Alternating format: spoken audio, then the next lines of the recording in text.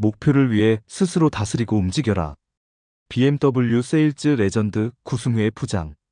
20년간 BMW 판매 대수 3,000대, 매출액 2,000억 영업의 전설 구승회 레전드의 영업 철학 이야기. 15년 전으로 거슬러 올라가 나는 마케팅 책임자였고 구 부장님은 영업부 최우수 사원으로 회사에서 영업의 전설과 처음 조우했다. 영업을 지원하는 마케팅 자리에 있던 나는 항상 현장의 목소리를 듣고 싶었고 구 부장님 그 당시 최우수 사원은 리얼하게 고객과 영업 현장의 애로사항을 전달해 주었다. 그 후 제2의 인생, 행정사의 길을 걷고 있던 나는 BMW 레전드의 탄생 소식을 접했다. 요즘 종종 만나는 회사 임원이 된 친구, 명퇴 후 창업한 친구, 그리고 같은 업종인 행정사분들의 이구동성은 영업이 참 어렵다는 것이다. 그래서 영업의 전설에게 연락을 취했다. 이 땅의 영업맨, 자영업자, 전문직 종사자에게 힘이 되고 도움이 될 만한 말씀을 인터뷰 형식으로 부탁드렸는데 바쁜 와중에도 흔쾌히 허락해 주셨다.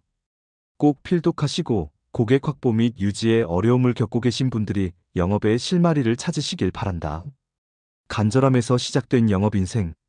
기자, 1996년 대우자동차에서 첫 자동차 영업을 시작으로 사회 첫 발을 내디신 이후 2002년 코오롱 모터스로 자리를 옮겨 수입차 영업을 하셨다고 들었습니다.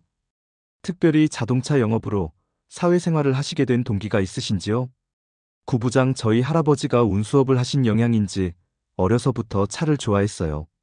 그런데 정말로 내가 이 일을 해야겠다고 결심하게 된 데에는 친구의 영향이 컸는데요. 1995년 미국으로 이민 간 친구의 초청으로 미국에 가게 되었는데 역시 미국은 자동차의 천국이었죠.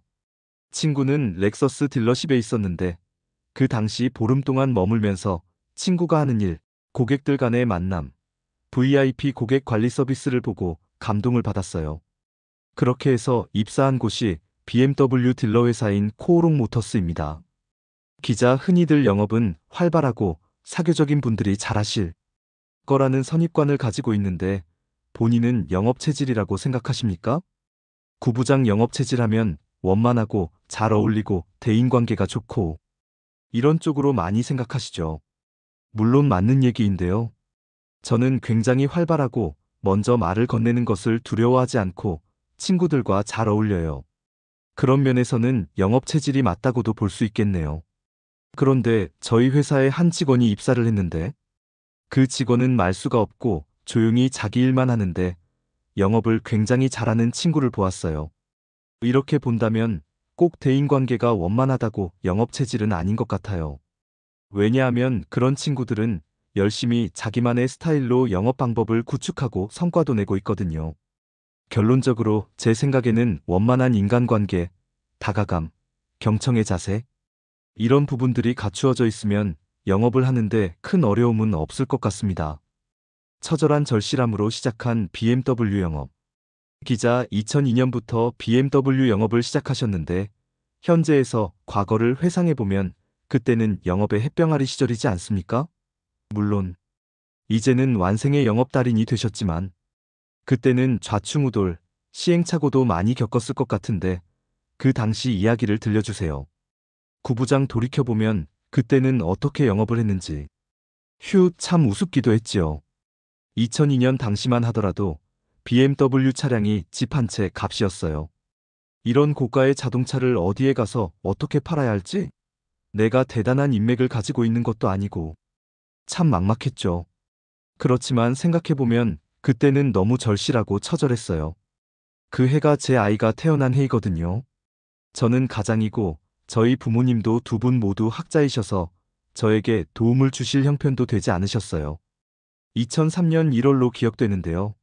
하루하루 너무 힘들어서 내가 앞으로 어떻게 살아야 하나 고민하다가 드디어 몸이 움직이기 시작했어요. 내가 간절하고 절실하게 접근하면 고객도 내 마음을 읽으시겠지 하고 차를 사줄 만한 곳에 무작정 찾아가서 부딪혔어요. 그러니까 계획적으로 움직인 것은 아니고 그냥 이 차를 사줄 만한 부자들을 찾아갔어요. 처음은 개인 병원을 공략했죠. 참 무식하게 접근했죠. 그냥 진료 시간인데 가서 만나주지도 않는데 무작정 기다리고 그러다가 원장님의 점심시간이 1시에서 2시라는 사실도 알게 되고 1시 50분쯤이 약간 여유가 있는 시간이라는 것도 알게 되어 그 시간을 공략했죠. 또 한 가지 이야기해드리죠. 그 당시 동대문에 패션타운이 엄청 번창할 때였죠. 그곳은 밤 10시, 11시부터 영업을 시작하니까 퇴근하고 새벽 23시까지 명함을 뿌렸던 기억이 납니다. 너무 절실했어요. 그리고 강남전 시장은 내방객이 많아서 영업에 큰 어려움이 없지만 저는 홍대 앞 강북전 시장에서 근무했었어요. 그래서 내방객이 뜸했어요. 어쩌다가 손님이 한 번 방문하시면 장난이 아니었어요. 너무 손님이 그리웠거든요. 커피 한 잔 드리는 것도 정말 최선을 다해서 타드리고 행여나 뜨거우실까봐 냉수도 한 잔 같이 드리고 그랬어요. 가실 때는 차 안을 청소도 해드리고 그랬죠. 참 우습죠? 너무 간절했어요. 어떤 친구는 나한테 그렇게까지 하면서 차를 팔아야 하니? 하면서 비꼬더라고요. 궁즉통. 궁하면 통한다는 말이 있잖아요. 이렇게 하기를 34개월 하니까 효과가 나타나기 시작했어요. 그 당시 우리 지점이 한 달에 10대도 못 팔았는데 저 혼자 그해 5월에 10대를 팔았어요. 그때부터 회사에서 저를 주목하기 시작했죠. 다른 직원들이 기교 있고 센스 있게 영업할 때 저는 무식하게 간절함, 절실함으로 승부했죠. 변하지 않는 영업 철학. 기자 햇병아리 시절 영업 방식 아주 감명 깊게 들었습니다. 그렇다면 2022년 영업의 전설이 되어버리신 요즘은 영업을 어떻게 하십니까? 구부장 똑같습니다. 달라진 것이 있다면 저는 10년 전부터 당직을 안 하고 있습니다. 내방객을 상담하여 계약하는 것이 제일 쉬워요. 그렇지만 제가 기존 고객 응대하느라고 바쁜 것도 있지만 저랑 어울리는 영업 방식은 아닌 것 같아요. 저는 어떤 순간적인 계약보다는 관계를 맺고 오래가는 방식이 저에게 맞는 영업 방식인 것 같아요. 그리고 20년 전이나 지금이나 고객을 대하는 절실함은 그대로인 것 같습니다. 그때는 가장으로서 잘 살고 싶었고 가장 노릇을 잘하고 싶은 절실함이 있었고요. 지금은 제가 레전드라는 타이틀이 생기다 보니까 나랑 같이 일하는 동료들이 보았을 때 이 사람은 이런 걸 정말 잘하는구나. 그리고 모범을 보여주고 싶거든요. 슬럼프와 극복의 경험. 기자 인생이라는 것이 항상 오르막만 있지는 않거든요. 내리막길이 반드시 있지요. 저도 살다 보니 아무리 노력하고 발버둥쳐도 일이 잘 안 풀리는 시기가 있더라고요. 부장님도 아무리 레전드이시지만 일이 잘 안 풀릴 때 슬럼프가 있으셨을 것 같은데 그때는 언제였고 어떻게 그 위기를 극복했는지 여쭤볼까요? 구부장 제가 영업 시작 후 1년 만에 판매왕이 되었으니까 지금 생각해도 저도 신기했었습니다. 그해 2004년 너무 잘 나가다 보니 기고만장했죠. 그래, 내가 최고야. 그러다가 2006년도인가 3등으로 떨어진 거예요. 모든 스포트라이트가 저에게 오다가 갑자기 다른 사람에게 가니까 이게 극복하기가 힘들더라고요. 사실 3등도 잘한 거잖아요. 사람의 욕심은 끝이 없나 봐요. 그때 슬럼프가 온 것 같아요. 너무 괴로웠어요. 그렇다고 내가 막 뭘 한다고 되는 게 아니잖아요.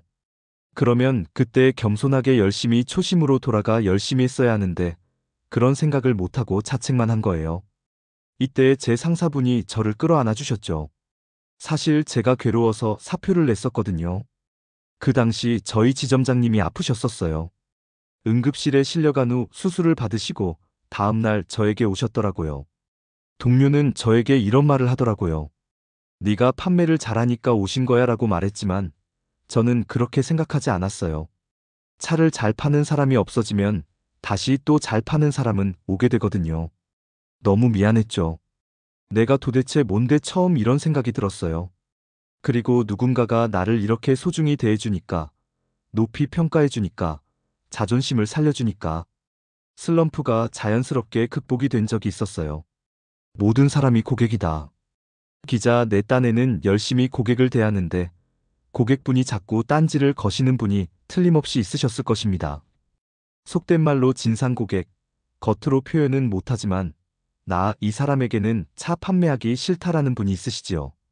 이런 때는 어떻게 대처하시는지요? 구부장 저는 이렇게 생각합니다. 기본적으로 영업을 하면서 느끼게 되었는데요. 솔직히 사람과의 관계로 우리는 실적을 얻고 돈 벌고 하면서 저의 직업을 이어가잖아요. 그래서 느끼는 건데 저는 그냥 다 고객이에요. 기자님도 저에게는 고객이 되실 수 있기 때문에 항상 좋은 인상을 드리려 하고 있어요. 저는 누구한테나 단 한 번도 함부로 대해 본 적이 없었던 것 같아요. 저는 저의 아버지를 참 존경하는데 아버지는 이 사람이 어딘가에서 또 만날 수 있다고 생각을 하셔서 누구에게나 함부로 대하지 않으시더라고요. 저도 사람을 함부로 대하지 않으려고 굉장히 노력해요. 영업의 기본은 관심과 서비스. 기자, 사실 영업이 참 어렵지 않습니까? 이 땅의 수많은 영업맨, 자영업자, 전문직 종사자들이 하시는 말씀이 결국은 영업이 제일 어렵다고 하십니다. 이분들에게 힘이 되고 도움이 될 만한 말씀 부탁드릴까요? 구부장, 저는 영업을 하면서 적극성을 배웠고요. 내가 먼저 다가가는 방법을 터득했어요. 상대에게 관심을 표현하는 방법을 배웠어요. 예를 하나 들어볼까요? 제가 라면 전문점을 차린다고 하면 무엇이 중요할까요? 상권? 인테리어? 물론 중요하죠. 그러나 일단은 맛과 서비스겠죠. 맛은 기가 막힌데 서비스가 별로인 가게도 있지요. 요즘은 인건비 절약 차원에서 반찬은 셀프 서비스하는 가게들도 꽤 되더라고요. 제가 만약 라면점을 운영한다면 저는 셀프 서비스는 하지 않을 것 같아요. 저는 적어도 단무지 좀 더 드릴까요? 하고 먼저 관심을 보여드리고 라면이 좀 불었나요? 다음에 오시면 약간 덜 익혀드릴게요. 이렇게 고객분께 관심을 보여드리면 그분은 다음에 다시 오실 거예요. 결론적으로 말하면 자영업이든 전문직이든 내가 뭘 잘하기 위해서는 상대에게 좋은 인상을 보여주고 좋은 관계를 맺어야 합니다. 그것은 내가 가진 권위나 실력, 직업이 아니에요. 누가 그런 말을 하더라고요. 최고의 인간관계는 상대방으로 하여금 미안하게 만드는 거래요. 그러면 성공이래요. 미안하게 만들면 사람 심리가 뭔가 좀 잘해줘야 하는데 이런 생각이 자발적으로 나오게 되거든요. 가장 인상 깊은 고객. 기자, 영업의 전설이시니 수천 분의 고객이 계실 텐데 가장 인상 깊은 고객 또는 정말로 이분을 통해 많은 것을 느끼게 해준 고객분이 계시다면 한 분만 소개해 주세요. 구부장, 수백 대를 소개시켜 주신 분, 만날 때마다 사랑하고 고맙다라고 표현해 주시는 분, 건강을 걱정해 주시는 분, 정말로 많은 분들이 소중한데요. 제가 살아오면서 정말로 감사한 분이 한 분 계세요. 병원 원장님이셨는데요. 제가 기러기 아빠 시절에 전시장 뒤편에 오셔서 절 부르셨어요. 나갔는데 살이 너무 빠지셨더라고요. 제가 그 당시 정신적, 육체적으로 너무 힘든 시기였는데 그분이 이런 말씀을 하셨어요. 구부장은 내가 즐거웠던 시절, 행복했던 시절에 함께했던 사람 중에 한 사람이야. 네가 보고 싶어서 왔어. 구부장을 보니 너무 좋다 하시고 가셨어요. 그때는 기분이 너무 좋았어요.